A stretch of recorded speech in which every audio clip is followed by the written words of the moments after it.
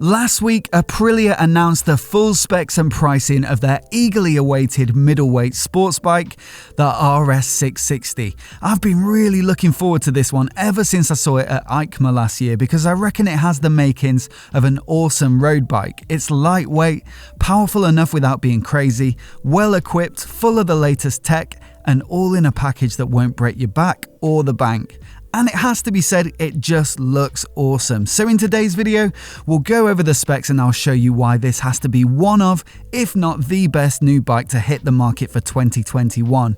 But before we get started, if you're new here and you want to see more of the latest new bike releases for the next model year, then please do remember to hit subscribe. I'll be covering as many of them as humanly possible over the next couple of months while announcements will be coming thick and fast. Let's start with the beating heart of any motorcycle, the engine, and this one is all new for the RS660, a Euro 5 compliant 660cc parallel twin with a 270-degree crank for more of a V-twin sound and character.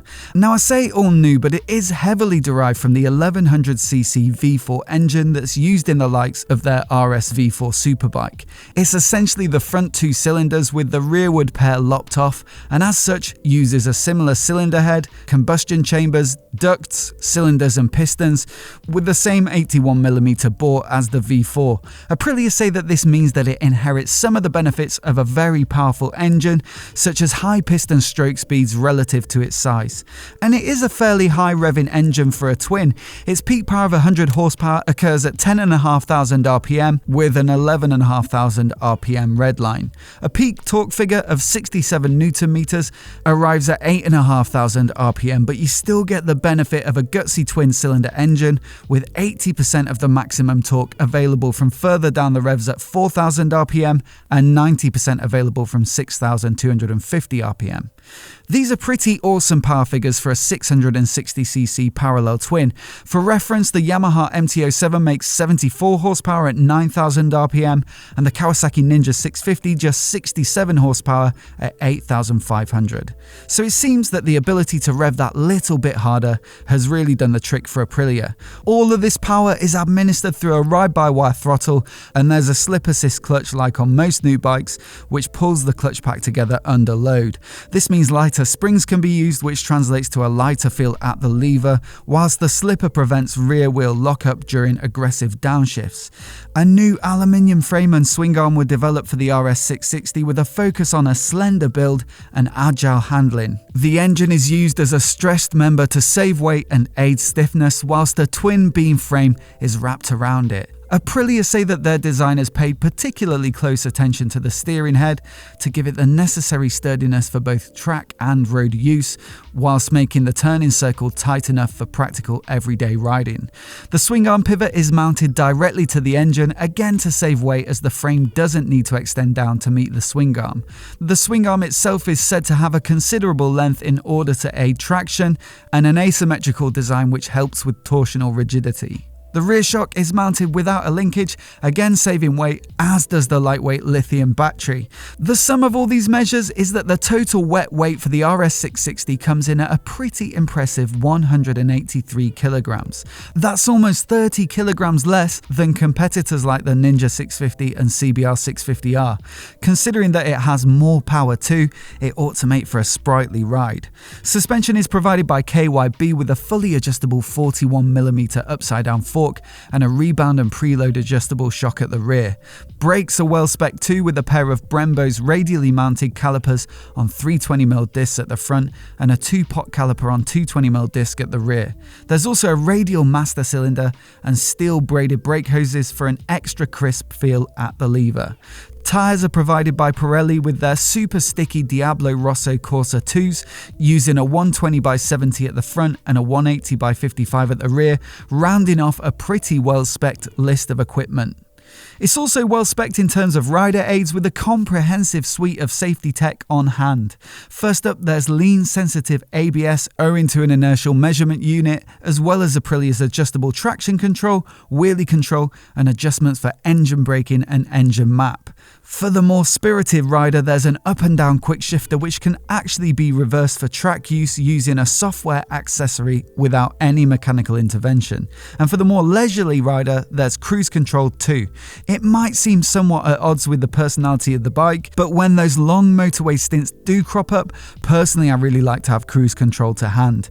Most of the rider aids we've just mentioned are affected by the riding modes, of which there are 5, 3 for the road and 2 for the track. Firstly, there's a commute mode which will have the most intervention from safety features and a less aggressive power delivery, then a dynamic mode for sportier riding on the road, and then individual allows the rider to customize all of the settings to their taste. For the track, there's a challenge mode which, in Aprilia's words, capitalizes on the full potential of the RS660, as well as a time attack mode which again allows for full customization. On top of these track-focused modes, the RS660 has been designed to make sure that road kit is easy to remove for track days, like the mirrors, passenger pegs and the number plate holder. Other electronic features include a TFT dash with both road and track displays, as well as automatic day and night modes. Aprilia's MIA system allows you to connect your phone to the dash to manage navigation, music and phone calls, using either voice commands if you have a headset paired or the controls on the switchgear. And it also gathers ride data which you can later view in the app. Lighting tech is pretty comprehensive too, with LED lights all round, an automatic dipped beam owing to a twilight sensor, self-cancelling indicators and even cornering lights as standard, which make use of an additional pair of lights to illuminate the inside of a turn. Aprilia went through an extensive research program in order to design the aerodynamic features of the RS660, starting with software-based analysis before moving to the wind tunnel and finally testing on the road and track. The outcome is a double-walled fairing, which is most obvious when viewed from the front. The benefits, according to Aprilia, are twofold. Not only does it help with stability at high speed, but it also protects the rider from engine and radiator heat by dispersing the airflow around them. In terms of ergonomics, Aprilia designed the RS660 with what they call everyday sportiness in mind. So despite the reasonably aggressive specs and appearance, the rider's weight isn't completely over the bars and the foot pegs aren't so high that your legs are scrunched up. This ought to make for a bike that's comfortable for commutes and long days in the saddle as much as it is for pushing the pace. Aided by the narrowness of the engine and chassis to the rear, a tapered seat helps the rider to reach the floor either side despite a moderate seat height of 820mm. And although there's a decent fuel tank capacity of 15 litres, it's been designed to be slim at the base to help the rider tuck in behind the fairing at speed. Passengers are also welcome with a fairly substantial pillion seat for a bike in this category and an underslung exhaust allowing for an optimal passenger foot peg position. The RS660 will be available in a trio of paint jobs, and I'll start with my favourite, Lava Red. It's the most sporty of the bunch with panels of black, purple and red, as well as a red front wheel and black rear. Aprilia say that it's a tribute to their 1994 RS250 Reggiani replica, which they describe as the last true sports bike of the two-stroke engine era. Either way, a sporty bike deserves a sporty paint job, and this one does it for me. There's also a more muted design called Apex Black, which does away with the purple but retains a few pops of red, perhaps one to consider if you want something a little more low-key. And lastly, there's this, Acid Gold. This one isn't really working for me, and it's not because I have anything against yellow bikes. The Triumph Daytona, for example, looked great in yellow, and I don't mind a yellow Ducati either, but on this bike, maybe it's the orangey red wheels, I don't know. Let me know what you think in the comments below. Aprilia announced a bunch of accessories for the RS660, and you can roughly split them into two camps, track focused and touring. In the first category, we've got the track-only lightweight Akrapovic full system exhaust, the inverted quick shifter software which includes a pit limiter, billet adjustable brake and clutch levers, tank grips, a paddock stand, a single seat tail cover and some fancy rim tape. But if you're putting in big miles on the road, there's a comfort seat, extended fairing, saddlebag, tank bag, a USB socket for charging devices, the MIA multimedia phone integration and an anti-theft system. I think we can all agree that the specs are pretty damn good for a middleweight sports bike. The power is decent, weight is low, the hardware looks appropriately chosen, and the electronics are up there with the larger, more powerful and premium sports bikes on the market. In fact, other sports bikes of a similar capacity don't even really come close. Take the Ninja 650 for example, with way less power, more weight, more basic suspension and brakes, and far simpler electronics.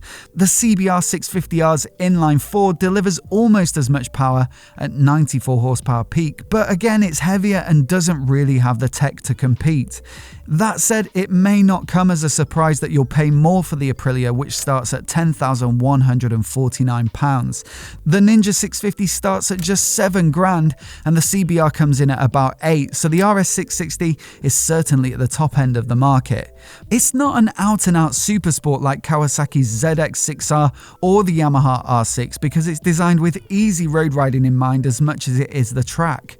So perhaps the true competitor for this bike is something a little larger in capacity, the Ducati Supersport.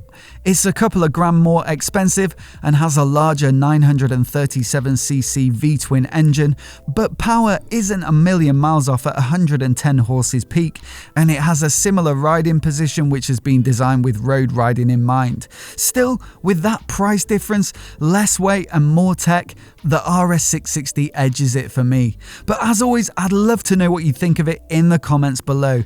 Do you reckon 100 horsepower is the sweet spot for the road, especially in this lightweight package, or would you go for something more aggressive like the R6? Let me know down in the comments, and if you're new here and you want to see more videos like this, hit subscribe and I'll catch you next time.